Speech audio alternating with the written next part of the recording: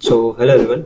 आज मैं आप लोगों को एक ऐसा टॉपिक कराने वाला हूँ जो आपके एग्जाम पॉइंट ऑफ व्यू से बहुत इंपॉर्टेंट है। और इससे ज़्यादा इंपॉर्टेंट ये है कि जिस तरह से मैं कराने वाला हूँ, जिस तरह से मैं आज कराने वाला हूँ, उस तरीके से कोई भी यूट्यूब के अंदर कोई भी टीचर नहीं पढ़ा रहा है। कोई भी प्रोजेक्ट हो, कोई भी कोर्स ले लो आप, 45 डेज का, 46 डेज का, कोई किट ले लो, कुछ भी ले लो, ठीक है। उससे बेटर आप लोगों को कहीं समझ में नहीं आने वाला, और उससे बेटर किसी टीचर ने आज तक नहीं पढ़ाया।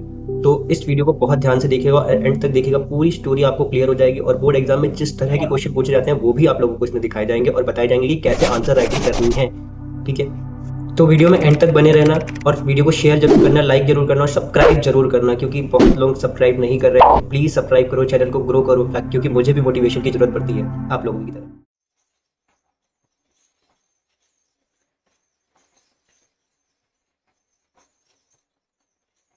आज हम लोग इंडिगो चैप्टर से स्टार्ट करने वाले हैं।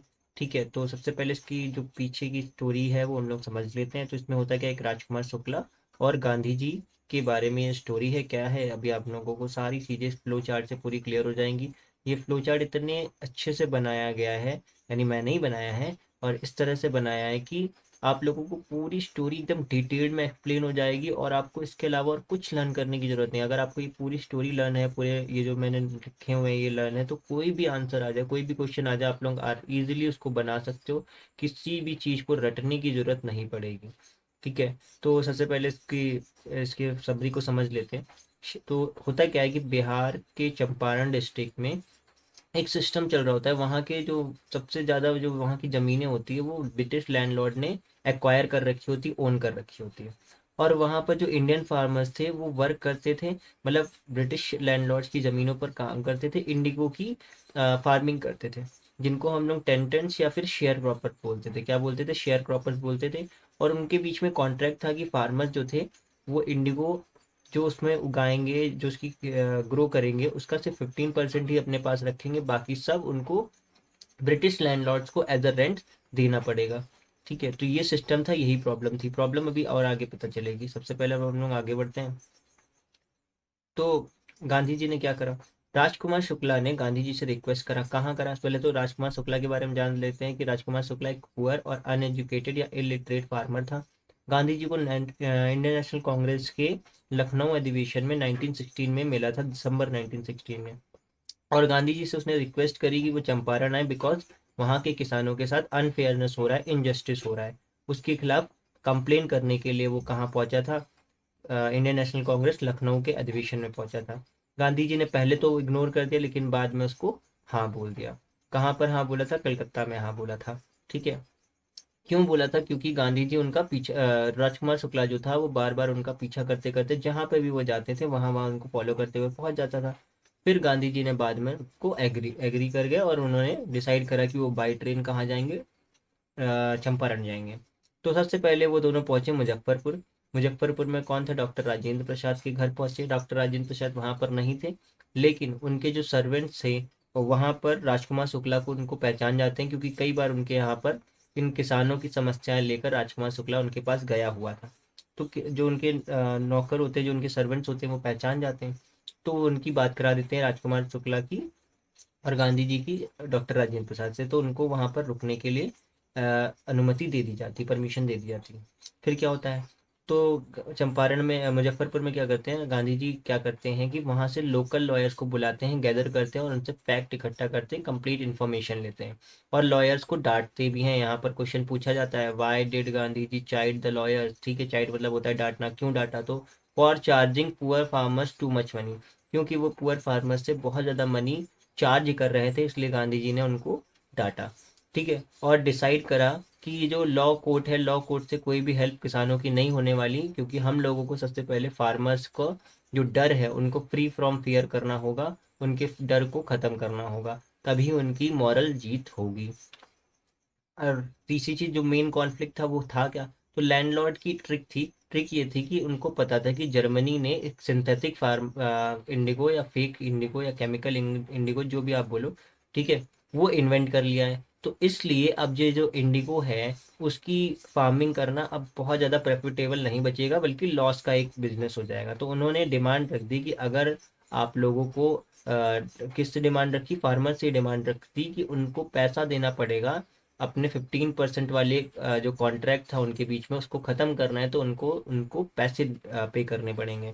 तो काफ़ी फार्मर्स ने दे दिया और उनके साइन कर दिया पेपर में। लेकिन गांधी जी का बोल्ड मूव हुआ क्या, गांधी जी ने डिसाइड करा कि वो मोतिहारी जाएंगे, ठीक है, जो चंपारण का मेन टाउन था, चंपारण की कैपिटल थी। वहां पर एक मैसिव क्राउड इकट्ठा हो गया गांधी जी के सपोर्ट में, और उनको पुलिस चीफ से, पुलिस कमिश्नर से ऐसा मैसेज आया कि उनको अभी के अभी क्या छोड़ना पड़ेगा, बिहार छोड़कर, चंपारण छोड़कर जाना पड़ेगा।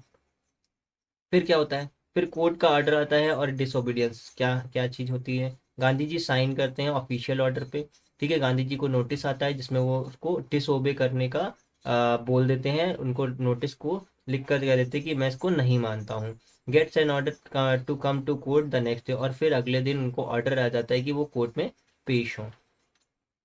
फिर वहां पे क्या होता है, तो थाउजेंड्स ऑफ फार्मर गैदर। अब जब उनको, लोगों को ऐसा लगता है कि गांधी जी को अरेस्ट कर लिया गया है, जब वो कोर्ट में जाते हैं तो गांधी जी के साथ साथ इतने ढेर सारे थाउजेंड्स ऑफ फार्मर्स उस बिल्डिंग को घेर लेते हैं, ठीक है, ह्यूज अनप्लान प्रोटेस्ट हो जाता है वहां पर। और गवर्नमेंट ऑफिशियल्स जो थे उनके उनके हाथ से कंट्रोल निकल जाता है, वो इतनी बड़ी भीड़ को संभाल ही नहीं पाते। फिर गांधी जी उनकी मदद करते हैं मॉब को शांत करने में, मॉब मतलब होता है भीड़ को। तो गांधी जी का स्टेटमेंट आता है ही इज गिल्टी, वो कहते हैं कि मैं गिल्टी हूँ, बट वो ये बोलते हैं कि वो गिल्टी तो है लेकिन वो ड्यूटी कॉन्फ्लिक्ट में थे, यानी कि एक तरफ उनके लिए लॉ भी है और दूसरी तरफ उनके लोग भी हैं जिनकी उनको मदद करनी है। तो उन्होंने कहा कि वो लॉ ब्रेकर नहीं है, बट उनका उनको उनके लोगों की मदद भी करनी है। उन्होंने रिफ्यूज करा कि वो अब बेल नहीं देंगे, ठीक है, और जजेस डिले द केस, जजेस ने केस को डिले करते हुए उन्होंने कहा कि अभी इसका केस जो है, जो ऑर्डर है, वो बाद में दूंगा।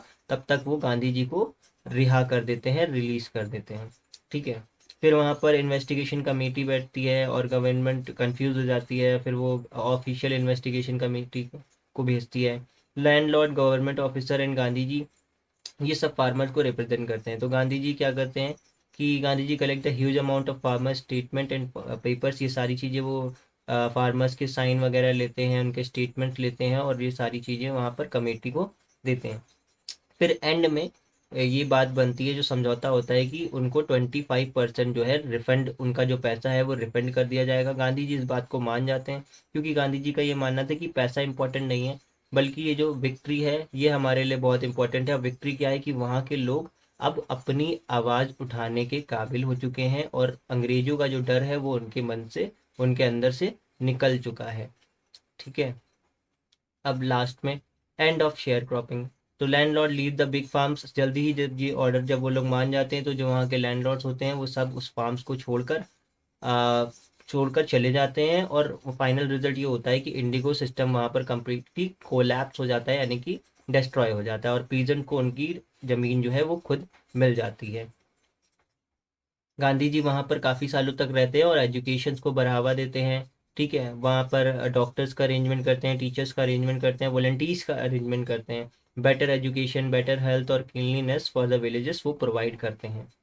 तो इस चैप्टर में इतना ही था। तो देखा होगा आप लोगों ने कितनी जल्दी एक पूरा चैप्टर हम लोगों ने फिनिश कर लिया। इसी तरह से अगर आप इस नोट्स को चाहते हैं तो मुझे कांटेक्ट कर सकते हो, कांटेक्ट नंबर आपको मिल जाएगा। आप इस नंबर पर या व्हाट्सएप पर या इंस्टाग्राम पर वगैरह पर मुझे डीएम करके ये सारे नोट्स आप लोगों को अवेलेबल मिल जाएंगे, ठीक है। और बस आज के लिए इतना ही, बाकी कल मिलते हैं। तब तक के लिए हंसते रहो, मुस्कुराते रहो और देखते रहो